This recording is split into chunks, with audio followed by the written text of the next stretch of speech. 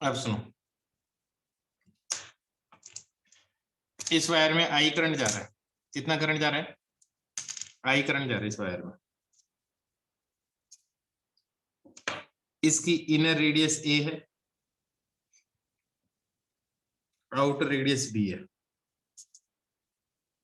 जो number of turns हैं इसके, ये जैसे 1 2 3 ऐसे ये n टर्न्स हैं।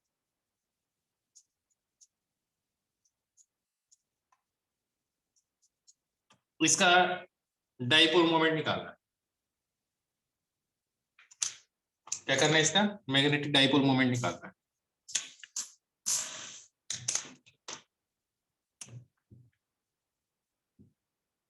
तुम करोगे या मैं बताऊं?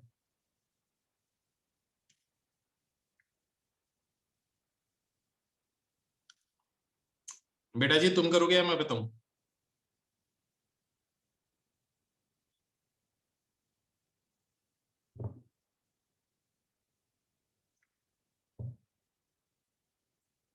करो, करो ट्राई।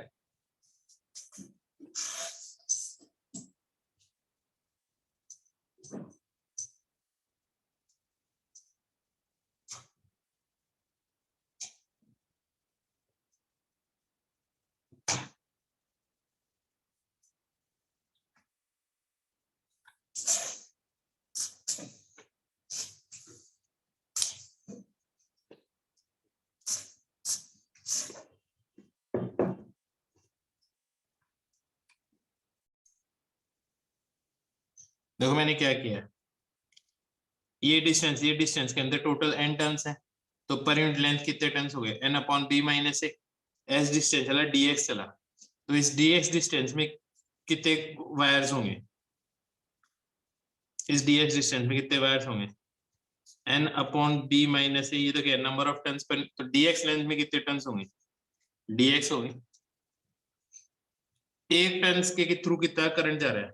आई, तो इनके थ्रू ये आई करंट चला जाएगा, तो इस dx लेंथ के थ्रू ये करंट जा रहा होगा। हाँ है ना?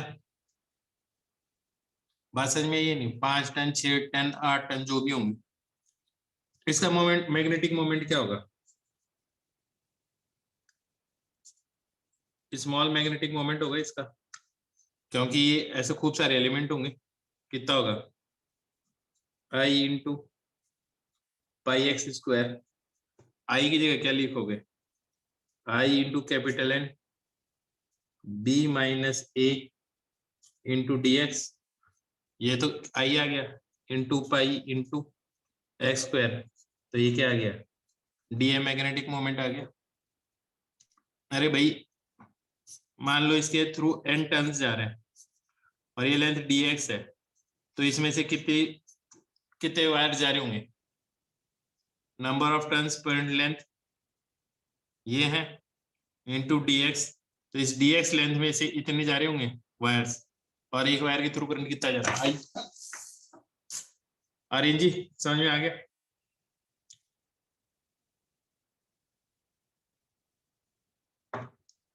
यहां तक समझ में आ गया? इसको क्या कर दोगे तुम? इंटीग्रेट कर दोगे। इसको इंटीग्रेट करते ही क्या आ जाएगा आपके पास? टोटल मैग्नेटिक मोमेंट आ जाएगा। इसके बराबर आएगा, क्या क्या कांस्टेंट है? I N pi B minus A X square D X. X की वैल्यू कहां से कहां तक ले जानी है? ए से लेके बी तक। तो मैग्नेटिक मोमेंट किसके बराबर आ गया? I into N into pi upon B minus A. क्या आ जाएगा ये? B cube minus A cube divided by 3। और ज्यादा सॉल्व करना चाहो तो और ज्यादा कर लो, मेरे हिसाब से लॉजिक समझ में आ गया। लॉजिक समझ में आ गया?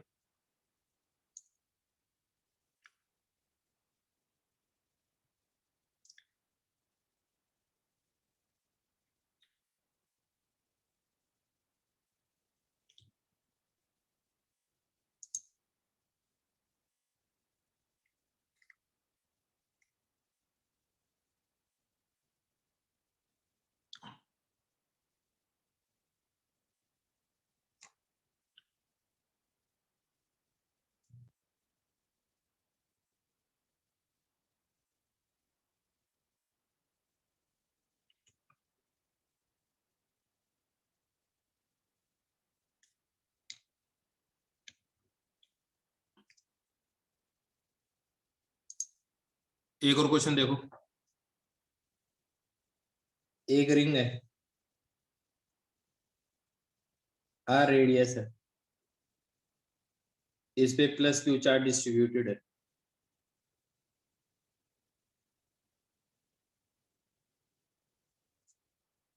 ये जो रिंग है इस एक्सिस के अबाउट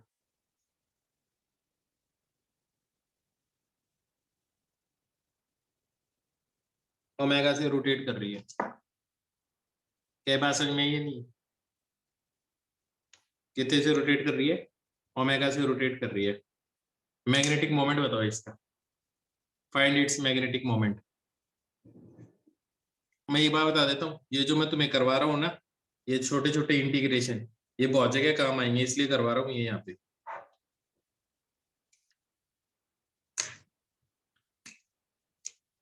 ऐसे ही नहीं करवा रहा, लॉजिक है इसके पीछे करवाने के लिए।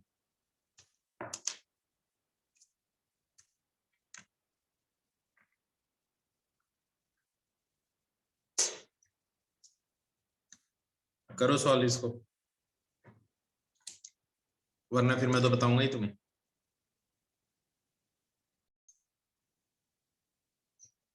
ये क्रॉस सेक्शन है, इस क्रॉस सेक्शन के थ्रू ये सारा का सारा चार्ज कितनी देर में पास होगा?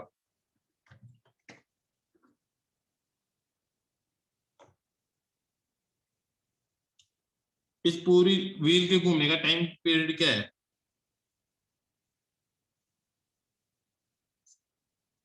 2 पाई बाई ओमेगा। क्या बात समझ में आई? तो इतने टाइम में ये पूरी की पूरी व्हील इस क्रॉस सेक्शन को पास कर रही होगी, तो करंट कितना होगा इसमें? इसके थ्रू कितना चार्ज आ रहा है? क्यों इस पूरी रिंग के ऊपर जितना भी चार्ज है वो 1 सेकंड इस टाइम के अंदर पूरा का पूरा क्रॉस कर जाएगा। तो Q divided by time period क्या चीज आएगा? करंट आ जाएगा।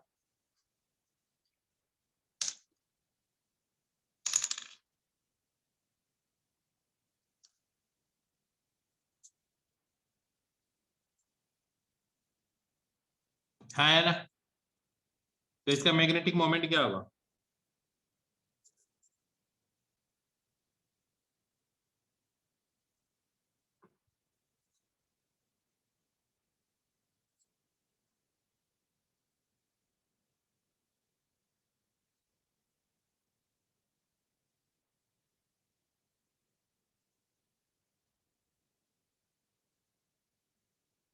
ये आएगा।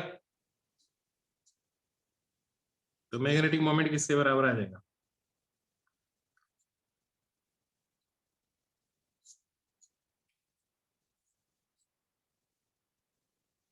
किस किस का सही है?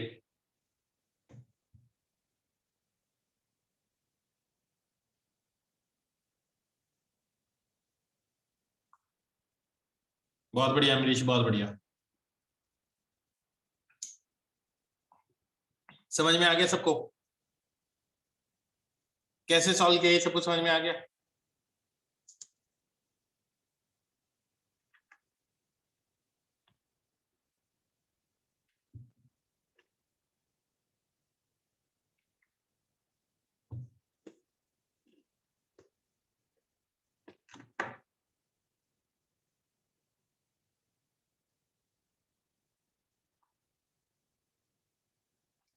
एक चीज और समझना,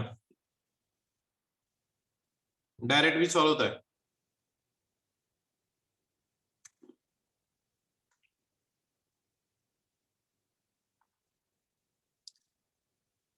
ये जो रिंग है इसका एंगुलर मोमेंटम क्या होगा?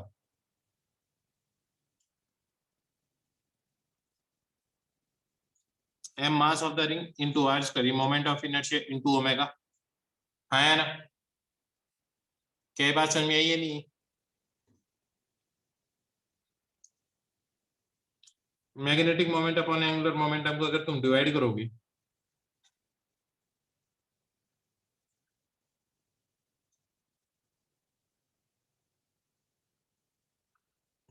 ध्यान से देखो क्या बचा।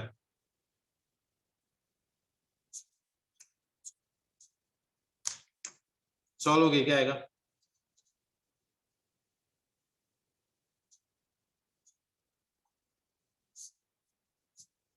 याद रखना ये मैग्नेटिक मोमेंटम, ये मैग्नेटिक मोमेंट है, ये मास है, क्यू है, टू है। इस रेशियो को बोलते हैं गायरोमेट्रिक रेशियो।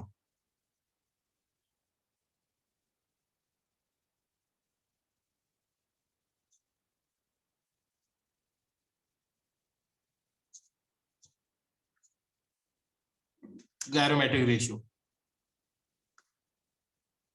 और भाई ये बात बताओ, तुम्हें क्लास लीव करने की इतनी जल्दी क्या रहती है?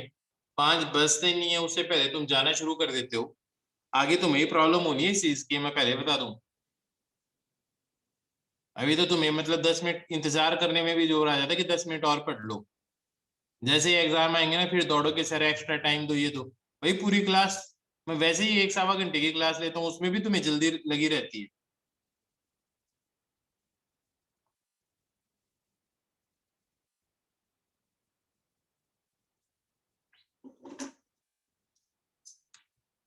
ये लिख लिया सबने?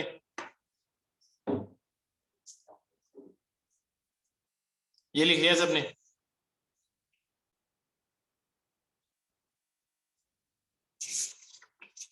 अब देखो, इसको याद रखना हमेशा, magnetic moment upon angular momentum equal to Q by two M होता है। अब इसको यूज करना सीखते हैं, ठीक है? मान लो एक डिस्क है,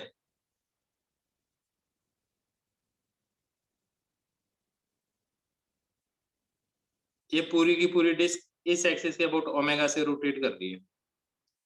एम मास है, आर रेडियस, इसका मैग्नेटिक मोमेंट निकालना है। तो देखो ये थोड़ा सा टफ काम होगा। मेरे को डायरेक्ट अगर ये फॉर्मूला यूज करूँ तो सीधा आ जाएगा। इस एक्सिस के अबाउट डिस्क का मोमेंट ऑफ इनर्शिया क्या होता है? मोमेंट ऑफ इनर्शिया क्या होता है? हाफ एम आर स्क्वायर होता है। ऐसे लिख देते हैं मास को। हाँ या ना? अब तुम्हें पता है एंगुलर मोमेंटम क्या हो जाएगा? इनटू ओमेगा कर दो। क्या ये बात समझ में आई है? नहीं?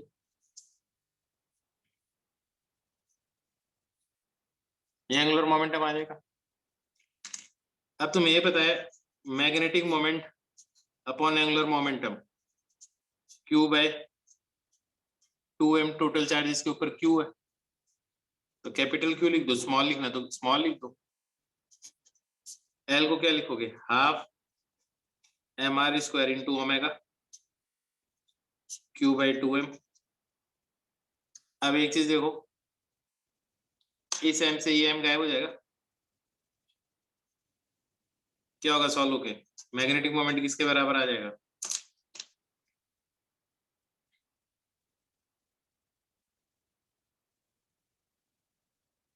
Q omega R square divided by 4।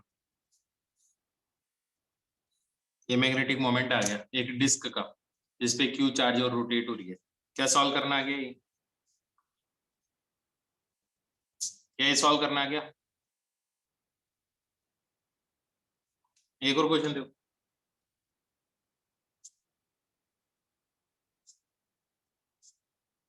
एक हॉलो स्फीयर है,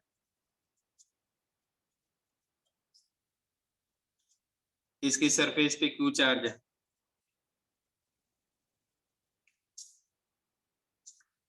इसको इस एक्सिस के अबाउट ओमेगा से रोटेट कर दिया।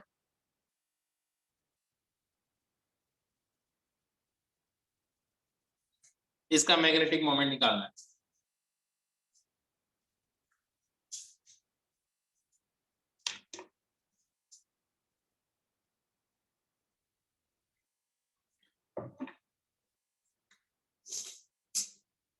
तो देखो सबसे पहले एक स्फीयर का इस एक्सिस के अबाउट मोमेंट ऑफ इनर्शिया क्या था? हॉलो का 2/3 mr स्क्वायर। इस एक्सिस के अबाउट पैरेलल एक्सिस थ्योरम, ये डिस्टेंस भी आर, तो और क्या लिख दोगे? M R square. तो क्या आ जाएगा मोमेंट ऑफ इनर्शिया इस एक्सिस के अबाउट? 5/3 mr square. तो एंगुलर मोमेंटम क्या आ जाएगा? 5/3 mr² इंटू ओमेगा। यहां तक कोई प्रॉब्लम? यहां तक कोई प्रॉब्लम किसी को? फिर से ये रेशियो m/l किसके बराबर आ जाएगा? q/2m। m/l किसके बराबर है? π/3 mr² into omega. q charge इस पे 2m, m से m गायब हो जाएगा। ये किसके बराबर आ जाएगा? 5q r² omega, 5q r² omega divided by 6। किस किस का सही है? एक क्वेश्चन और दूं? एक क्वेश्चन और दूं? अटेम्प्ट कर लोगे खुद अब?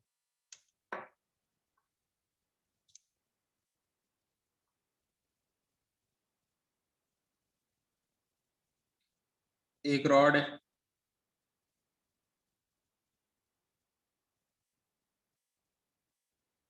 क्यू चार्ज है इसके ऊपर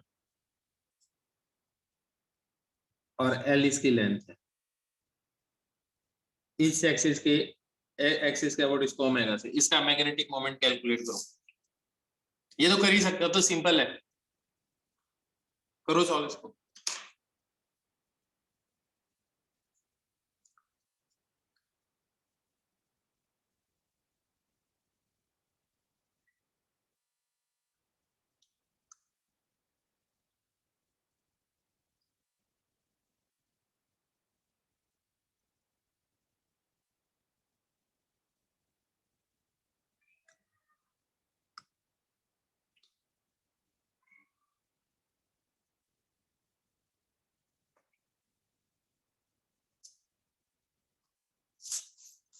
भाई इतना टाइम क्यों लगा रहे हो तुम?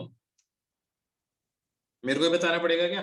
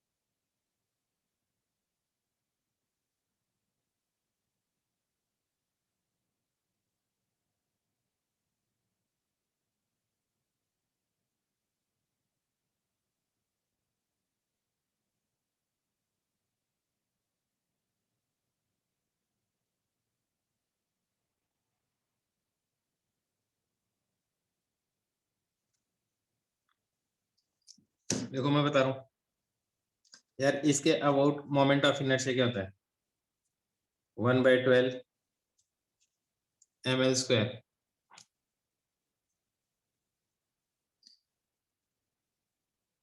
Magnetic moment upon angular momentum is equal to q/2m। हाँ, 1/12 ml² इंटू ओमेगा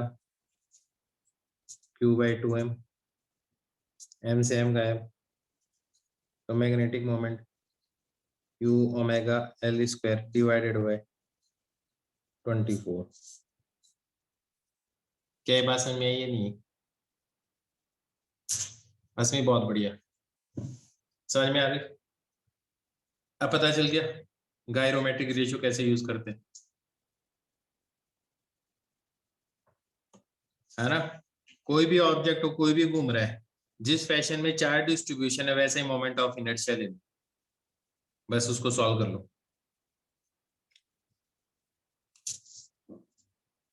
क्या बात समझ में आएगी?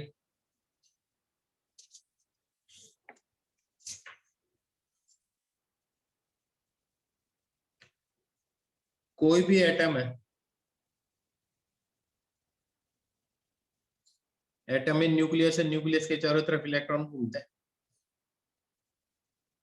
और किसी भी शेल का जो एंगुलर मोमेंटम है, बोर मैग्नेट्रॉन जिसको बोलते, ये बोर ने दिया था, NH/2 है angular momentum, integral multiple of, ये एक पोस्टुलेट है ना, only those orbits are possible in which angular momentum is integral multiple of h/2 ये पता है या नहीं पता है बता दो पहले। नील बोर का एक पोस्टुलेट है, पक्का पता है ना। तो अगर मान लो इलेक्ट्रॉन है, हाइड्रोजन के फर्स्ट ऑर्बिट में इलेक्ट्रॉन है और उसका एंगुलर मोमेंटम निकालना है, तो magnetic moment upon angular momentum, तो फर्स्ट ऑर्बिट, हाइड्रोजन के फर्स्ट ऑर्बिट में जो चार्ज है वो कितना है, एक charge on electron upon 2m, ये क्या है, गायरोमेट्रिक रेशियो है ना। तो मैग्नेटिक मोमेंट इसकी जगह क्या लिखोगे, NH/2 E/2m, तो ये कितना आ जाएगा, NHE/4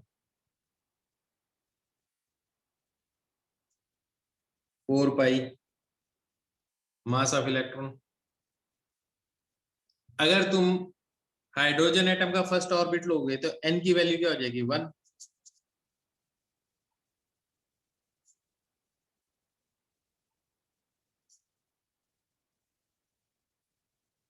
H प्लैंक्स कांस्टेंट है, चार्ज ऑन इलेक्ट्रॉन, पाई की वैल्यू पता है, मास ऑफ इलेक्ट्रॉन तुम्हें पता ही।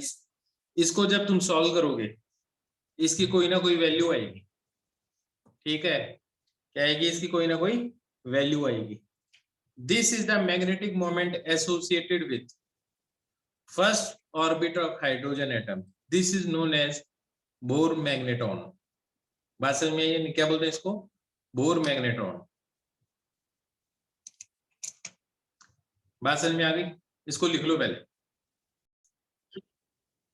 बोर मैग्नेट्रॉन की definition, it is the magnetic moment associated with motion of electron, it is a magnetic moment associated with motion of electron in first orbit of hydrogen atom,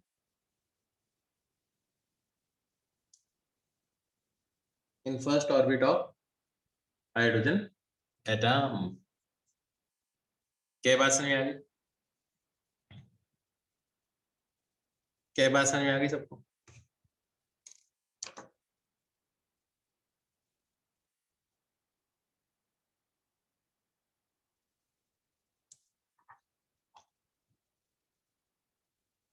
अब magnetic moment तो तुम्हें पता चली गया क्या होता है। चलो अब मैं तुमसे सिंपल सिंपल 2-4 चीजें पूछूंगा, तो मेरे को जवाब दे देना।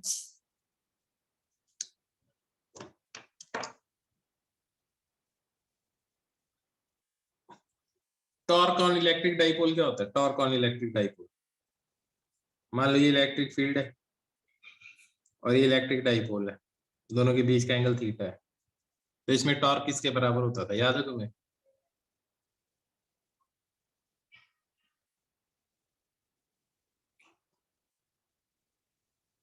P क्रॉस ई या P साइन थीटा। ऐसे इधर मैग्नेटिक फील्ड है, और मैग्नेटिक मोमेंट इधर है, तो इसमें टॉर्क क्या आएगा?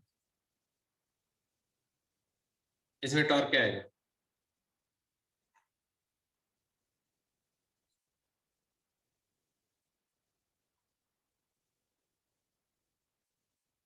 हाँ या ना?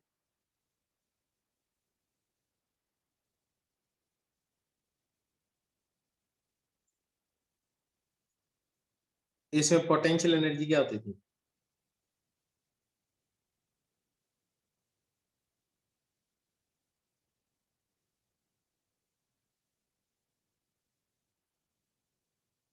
इसमें मैग्नेटिक मूवमेंट नहीं है, मैग्नेटिक मोमेंट, MOMENT बेटा।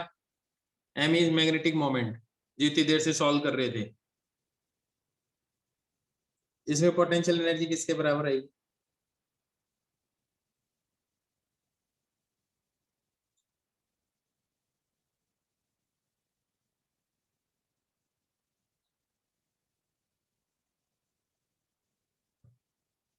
क्या बात समझ में आ गई?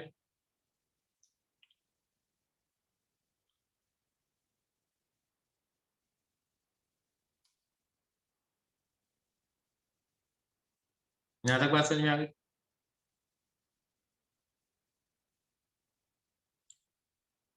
ये वाला फॉर्मूला मैं तुम्हें डिराइव भी करवा देता हूँ, ठीक है? ये वाला फॉर्मूला मैं तुम्हें डिराइव भी करवा देता हूँ, यहाँ तक लिख लो पहले।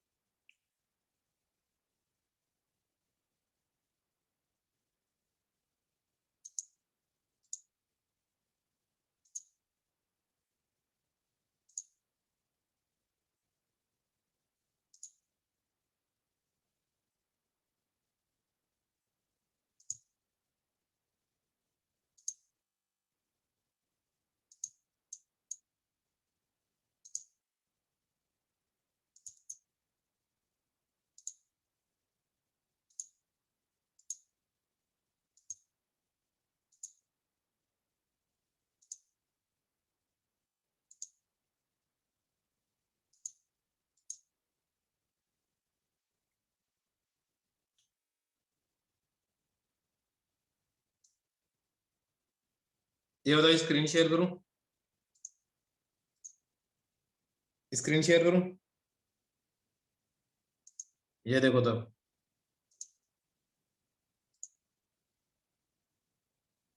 मैग्नेटिक फील्ड दिखाई दे रही है तुम्हें?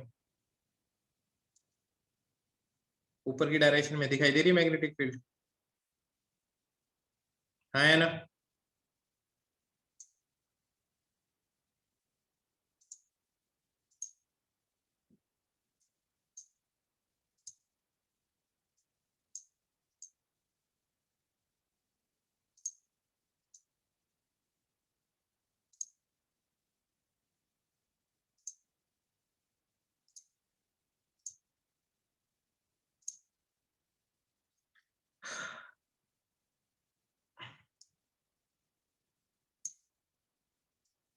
ये लूप दिखाई दे रहा है?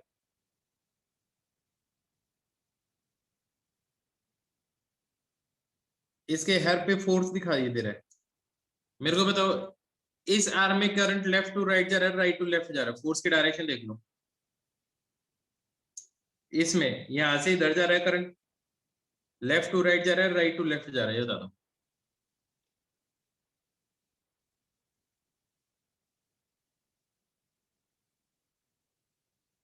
इस आर्म में ऑब्वियस सी बात है, इधर से इधर ही जा रहा है, क्योंकि आई क्रॉस बी ऊपर की तरफ है, तो फोर्स इधर आ जाएगा।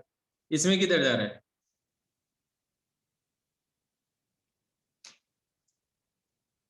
अप टू डाउन या डाउन टू अप? इसमें डाउन टू अप या up to down? Down to up. इसके अंदर लेफ्ट टू राइट या राइट टू लेफ्ट?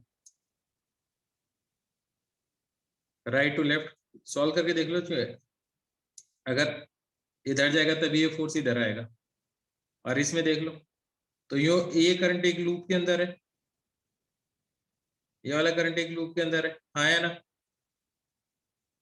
क्या ये बात समझ में आ गई? क्या ये बात समझ में आ गई सबको? तो ये एक मैग्नेटिक मोमेंट होगा, इस लूप का कोई ना कोई मैग्नेटिक मोमेंट होगा।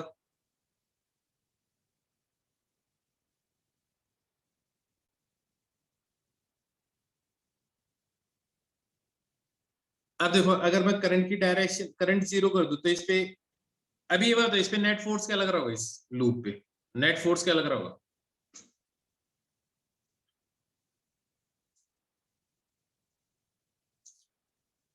जीरो लग रहा होगा, हाँ या ना? वैसे भी मैंने तुम्हें पहले बताया था, एक करंट कैरिंग लूप के ऊपर हमेशा यूनिफॉर्म फील्ड के अंदर नेट फोर्स जीरो ही होता है, पता है ना तुम्हें? पिछले लेक्चर में बताई थी ये बात तुम्हें। सही बात है ना एकदम? अब देखो अगर मैं करंट कम करने लग जाऊं तो ये फोर्स कम हो जाएंगी, देखना तुम, फोर्स कम होते जाएंगे।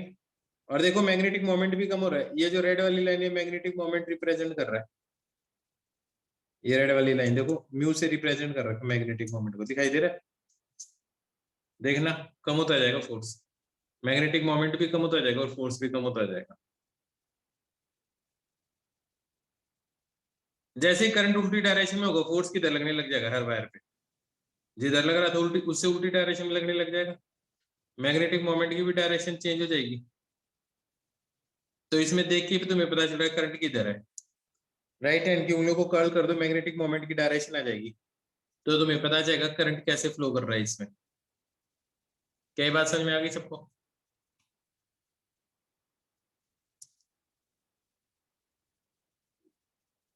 बेटा जी बात समझ में आई क्या सबको? पक्का? एकदम अच्छे तरीके से आ गई। अब देखना, फिर से करंट पहले की तरह ही कर रहा हूं। इस टाइम पे इस पे टॉर्क क्या लग रहा होगा? ध्यान से देखो इस पे टॉर्क क्या लग रहा होगा अभी?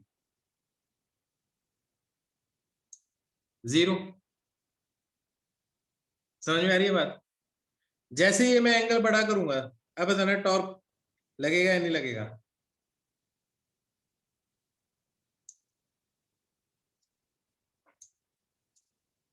ऐसे अब पता चलेगा, यही हो ना? ये मैग्नेटिक मोमेंट है, फील्ड ऊपर की तरफ है। अब देखो जो एंगल है मैग्नेटिक मोमेंट के बीच का, अब तो इस पे टॉर्क लग रहा है नहीं लग रहा?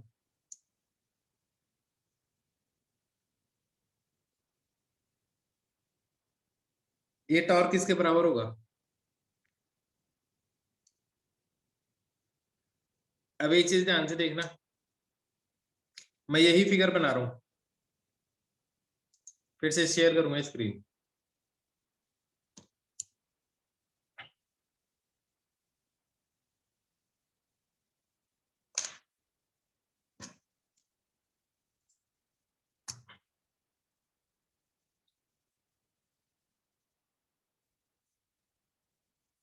ये मैग्नेटिक फील्ड है,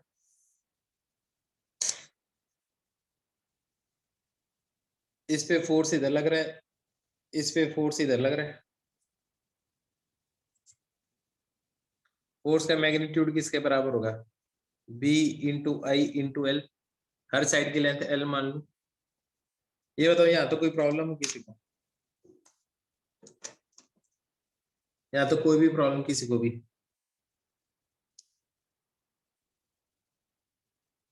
ये लेंथ अगर मैं एल मान लेता हूँ, ये इधर आपका मैग्नेटिक मोमेंट है,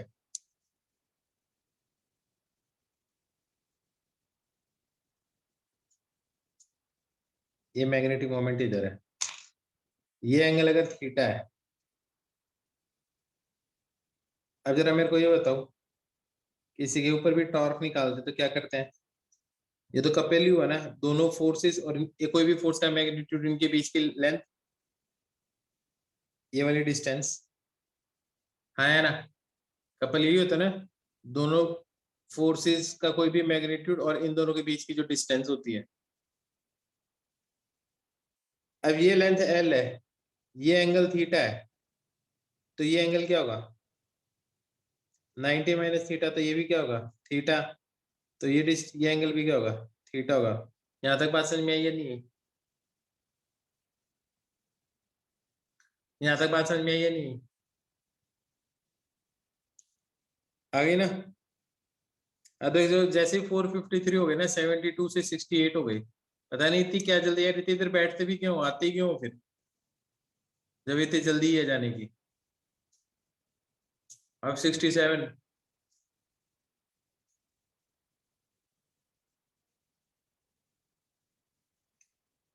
अब देखो ये थीटा आ गया, ये डिस्टेंस कितनी होगी, ये एल है, ये थीटा, तो ये डिस्टेंस कितनी होगी एल साइन थीटा। तो टॉर्क किसके बराबर हो जाएगा, फोर्स और इन दोनों के बीच की डिस्टेंस एल साइन थीटा। क्या बात समझ में आ गई? फोर्स को क्या लिखोगे B I L, force on current carrying wire, B I L, L sine theta, तो ये क्या हो जाएगा एल स्क्वायर हो जाएगा।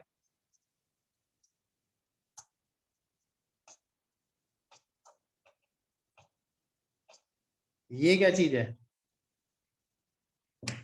मैग्नेटिक मोमेंट है बेटा जी, ये मैग्नेटिक मोमेंट है। तो टॉर्क किसके बराबर हो गया B into M into sine theta.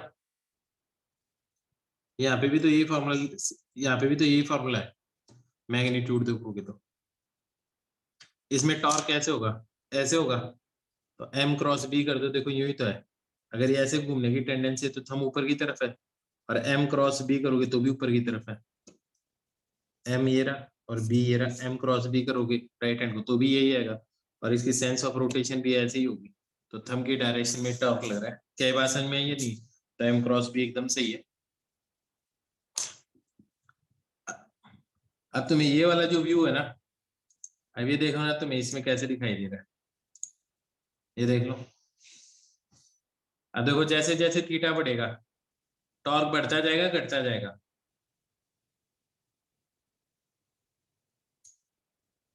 Torque increase होता जाएगा डिक्रीज होता गया है यहाँ तक, ये मैक्सिमम टॉर्क है। क्या ये बात समझ में आई है? नहीं, अब टॉर्क फिर से क्या होने लग जाएगा, कम होने लग जाएगा, और अब फिर से टॉर्क क्या हो गया जीरो। ये स्टेबल इक्विलिब्रियम है या ये वाला स्टेबल इक्विलिब्रियम? स्टेबल इक्विलिब्रियम होती है जब पोटेंशियल एनर्जी मिनिमम होती है, हाँ है ना। इस वक्त स्टेबल 180 डिग्री पे स्टेबल इक्विलिब्रियम है या इस पॉइंट पे स्टेबल इक्विलिब्रियम? ऑब्वियस सी बात है इसी मोमेंट पे है, क्योंकि अगर इसको यहाँ पे छोड़ दोगे तो वापस यहाँ आने की कोशिश करेगा, यूं छोड़ दोगे तो वापस यहाँ आने की कोशिश करेगा। इस केस में टॉर्क तो जीरो है, लेकिन अगर इसको हल्का सा भी यूं करोगे ना तो फिर से यूं यूं ही आएगा, मतलब यूं कर कर अगर तुम इसको यूं छोड़ दोगे अभी तो नेट टॉर्क जीरो तो यूं ही रहेगा, हल्का सा भी यूं हुआ तो ये वापस ऐसे नहीं होगा, हो सकता है कि यहाँ से होके वापस ऐसे हो अपने आप, यूं करोगे फोर्स लगेगा फिर तो यूं ही होगा ना। तो स्टेबल इक्विलिब्रियम ये है, अनस्टेबल और ये स्टेबल इक्विलिब्रियम है। तो स्टेबल इक्विलिब्रियम कब होगा, जब m और b के बीच का एंगल क्या हो, स्टेबल इक्विलिब्रियम कब होगा जीरो, तो cos जीरो की वैल्यू 1 है, तो पोटेंशियल एनर्जी क्या आएगी माइनस एम बी। और अनस्टेबल इक्विलिब्रियम कब होगा, जब दोनों के बीच का एंगल क्या हो, दोनों के बीच का एंगल क्या हो 180 डिग्री, cos 180 क्या होता है -1, तो प्लस एम बी, तो maximum potential energy M B है, इससे कम क्या होगी, हाँ है ना। नहीं है मेरी बात समझ में? बेटा जी बात समझ में आई या नहीं है? अभी बताओ, torque on current carrying loop समझ में आ गया? इसके साथ में मैंने तुम्हें करा दिया torque on A current carrying loop.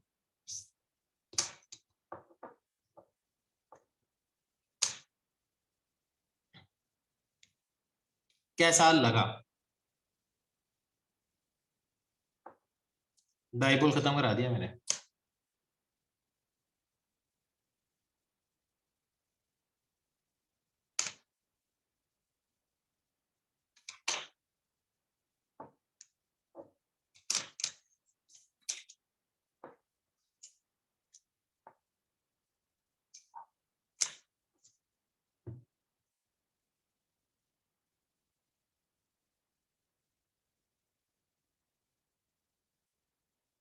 Stable equilibrium क्या है? ये देखो, स्टेबल ये है, अगर हल्का सा स्लाइड करके यहाँ पे छोड़ भी दोगे तो इसकी वापस टेंडेंसी यूं ही आने की होगी। देखो ऐसे टॉर्क लगेगा तो यूं ही आने की होगी, तो इसको बोलते हैं स्टेबल इक्विलिब्रियम। ये इक्विलिब्रियम में टॉर्क जीरो है, हल्का सा छोड़ दोगे तो ये वापस यूं थोड़ी आएगा। देखो कैसे फोर्स लग रहा है, तो ये ऐसे हो जाएगा ना। इसको बोलते हैं अनस्टेबल इक्विलिब्रियम। हल्का सा डिस्प्लेस कर दो तो वो अपनी मेन पोजीशन पे फिर से नहीं जाता। क्या बात समझ में आ गई? पक्का? यार और तुमसे रिक्वेस्ट है, 4 बजे से पहले ज्वाइन कर लिया करो सारे के सारे लोग, ठीक है? अभी मैं ग्रुप के अंदर इनकी पिक्चर्स भेज देता हूँ सबकी। स्टेबल और अनस्टेबल दोनों में टॉर्क तो जीरो ही होता है। इक्विलिब्रियम तभी तो होगा जब नेट फोर्स और नेट टॉर्क दोनों जीरो होते हैं।